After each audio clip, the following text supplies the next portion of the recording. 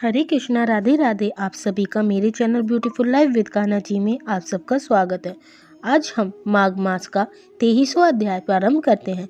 लोमश ऋषि कहते हैं कि जिस पिशाच को देवदूती ने मुक्त किया वह पहले द्रविड़ नगर में चित्र नाम वाला राजा था। वह बड़े शूरवीर, सत्यपारण तथा पुरोहितों को आगे करके यज्ञ आदि करता था। दक्षिण दिशा में उसका राज्य था और उसके कोष धन से भरे हुए थे।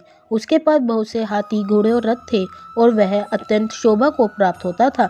बहुत सी स्त्रियों के साथ क्रीड़ा करता था और अनेक यज्ञ उसके किए थे और वह नित्य अतिथियों की पूजा करता था तथा शस्त्र विद्या में निपुण था। ब्रह्मा, विष्णु, महेश तथा सूर्य की पूजा सदैव किया करता था। वह जंगल में भी स्त्रियों से घिरा हुआ क्रीड़ा किया करता था। एक बार वह पाखंडियों के मंदिर में गया और देवहीन भस्म लगाए महात्मा बने हुए पाखंडियों से उस राजा की बातचीत हुई। पाखंडियों ने कहा कि हे राजन, शैव धर्म की महिमा सुनो। इस धर्म के प्रभाव से मनुष्य पापों को काटकर मुक्ति हो जाता है।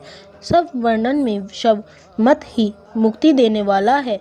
शिव की आज्ञा के बिना दान, ज्ञान और तपों से कुछ नहीं बनता। शिव का सेवक होकर भस्म धारण करने, जटा रखने से ही मनुष्य मुक्त हो जाता है। जटा धारण करके तथा भस्म लेपन से ही मनुष्य शिव के समान हो जाता है। इसके बराबर कोई पुण्य नहीं है। जटा भस्म धारण किए हुए सभी योगी शिव के सदस्य होते हैं। अंध, जड़, नपुंसक और मूर्ख सब जटा से ही पहनती जाती है और शूद्र वर्ण के शैव भी पूजनीय है। विश्वामित्र क्षत्रिय होकर तप से ब्राह्मण हो गए। वाल्मीकि चोर होकर उत्तम ब्राह्मण हो गए। अतएव शिव पूजन में किसी बात का विचार नहीं है। तप से ही ब्रह्म तत्व प्राप्त होता है, ज्ञान से नहीं। इस कारण शिव का दर्शन उत्तम है तथा शिव के सिवाय दूसरे देवताओं का पूजन न करें। शिव तपस्या को विष्णु का त्याग करना चाहिए। विष्णु की पूजन का मूर्ति का पूजन नहीं करना चाहिए। विष्णु के दर्शन से शिव का द्रोह उत्पन्न होता है और शिव के द्रोह से रोगवादी नरक मिलता है। इसी से भवसागर से पर होने के लिए विष्णु का नाम भी नहीं लेना चाहिए। शिव भक्त निशंक होकर जो शिव से प्रेम करता है वह कैलाश में वास करता है। इसमें कोई संदेह नहीं। इस धर्म का पालन करने वाले का कभी नाश नहीं होता। इस पाखंडी के ऐसे वचन सुनकर राजा ने मोह में आकर उसका धर्म ग्रहण कर लिया और वैदिक धर्म को त्याग दिया। वह श्रुति, श्रवण और ब्राह्मणों की निंदा करने लगा। उसने अपने घर के अग्निहोत्र को बुझा दिया और धर्म के कार्य बंद कर दिए।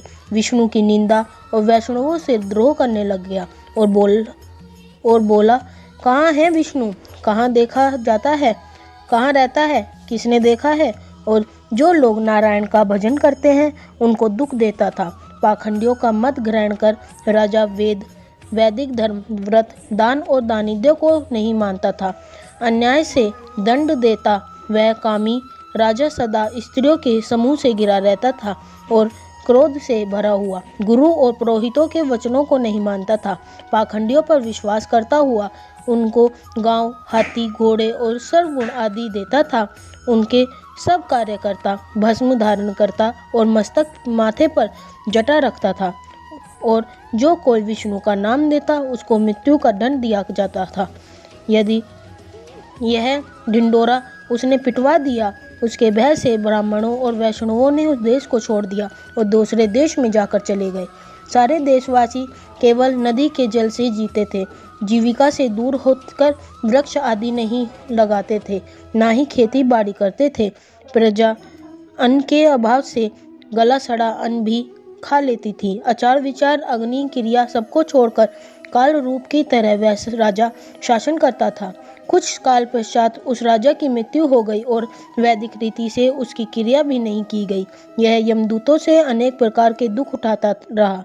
कहीं लोहे की कीलों पर ये चलना पड़ा, कहीं जलते अंगारों पर चलना पड़ा जहाँ सूर्य अति तीव्र था और ना कोई छाया ना वृक्ष था।